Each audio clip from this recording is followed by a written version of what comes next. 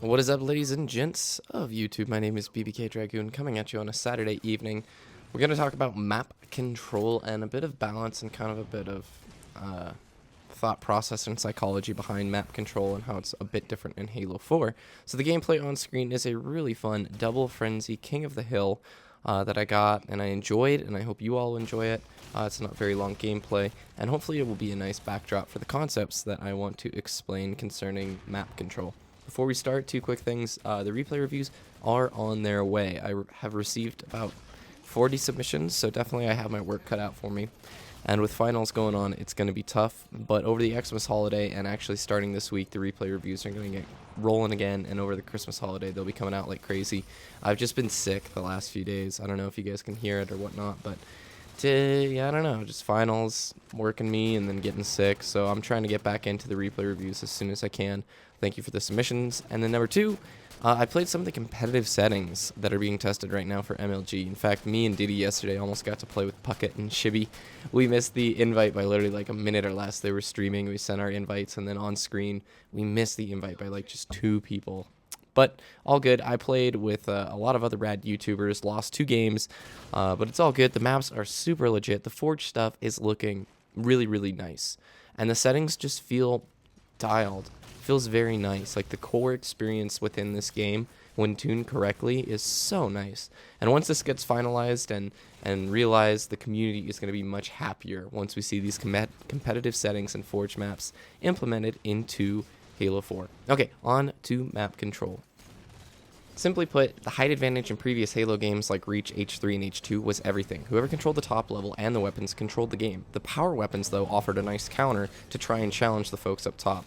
Let me give an example from Prisoner. I played a lot of Halo Reach CEA. Prisoner was one of the maps. It's a 3-story map.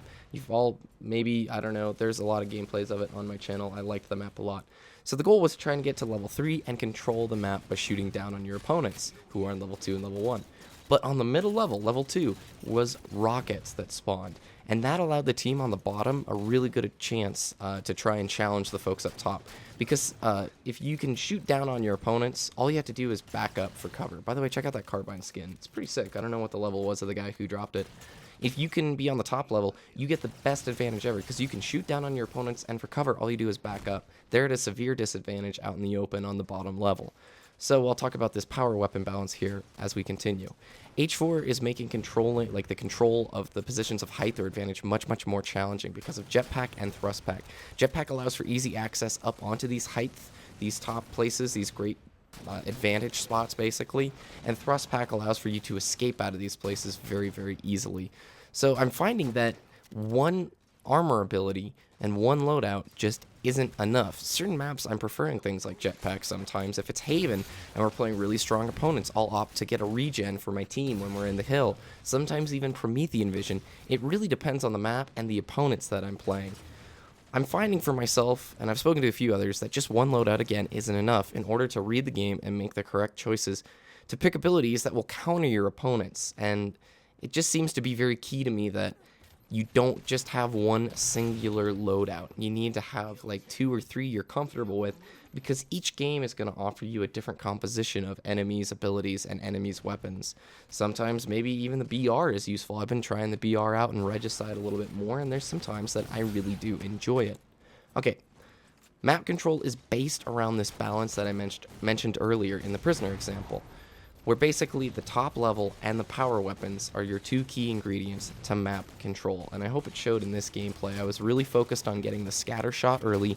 That allowed my team and I to hold that top hill down because we had a power weapon. Every time they'd try and come up to challenge us up top, not only did we have the top advantage, we had a power weapon advantage, just allowing us to dominate. Then in the second frenzy in the game, I focused on getting the rockets and trying to control the top level of the map with the rockets.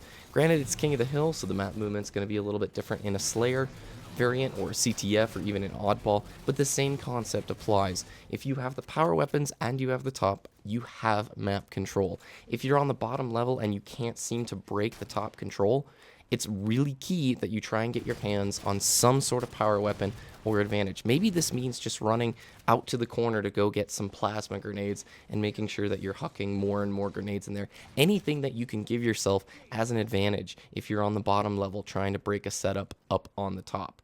It's interesting to me, like I said, Halo 4 is extremely challenging. It took I've been playing a lot of King of the Hill and having such different styles of matches against different teams.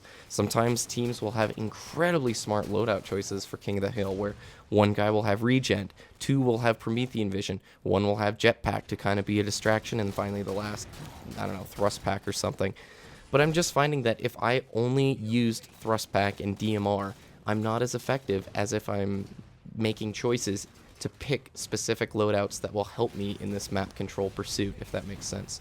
Anyway, I hope you enjoyed this gameplay here today. Abandoned King of the Hill, double frenzies with that DMR. Let me know your thoughts on map control, and I will get those replay reviews out as soon as I can. 23 and 2. Yeah, have a good one. Later.